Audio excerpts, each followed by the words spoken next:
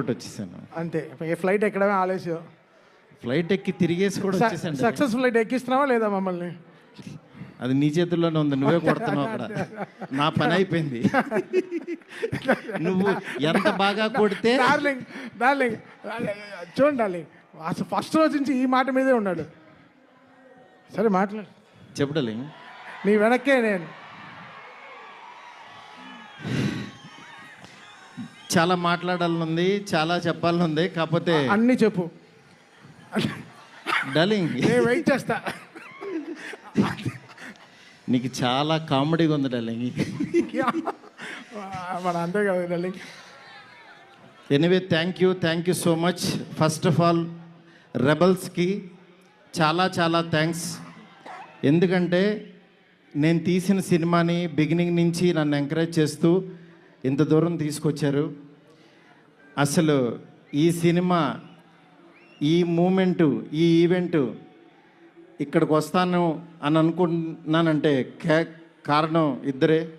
ఒకళ్ళు నా king size కట్అవుటు rebel star, అట్లాగే ఈ సినిమాని మేమెంత ప్రేమించినా సరే వెనకడుగు వేయకుండా మమ్మల్ని నడిపించిన వ్యక్తి విశ్వ సార్.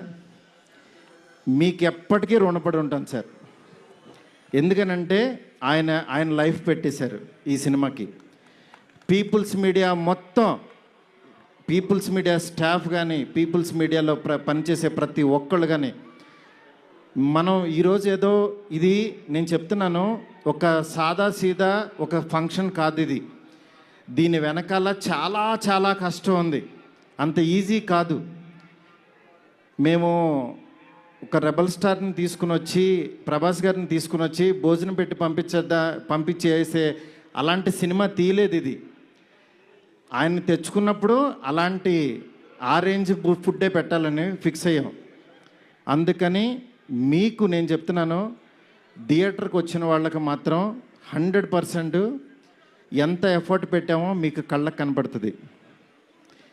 నెక్స్ట్ అసలు ఈ జర్నీ ఇక్కడ కొంచెం మాట్లాడాలి. నన్ను మా ఫ్రెండ్స్ అందరం మాట్లాడమని చెప్తున్నారు. అంటే కథల్లోనూ, చరిత్రలోనూ, పుస్తకాల్లోనూ వింటూ ఉంటాం, ఆ దేవుడు అలా కిందకి దిగొచ్చాడు, కనకదుర్గమ్మ ఒక రిక్షావాడు కోసం కిందకు వచ్చింది, ఇట్లా వింటూ ఉంటాం, ఆ పుస్తకాల్లో చదువుతూ ఉంటాం. నా రియల్ లైఫ్లో ఆదిపురుష జరుగుతున్నప్పుడు బాంబే నుంచి కాల్ వచ్చింది. ఆయన రాముడు గెటప్లో ఉన్నప్పుడు ఈ మారుతి వెళ్ళాడు. ఆయన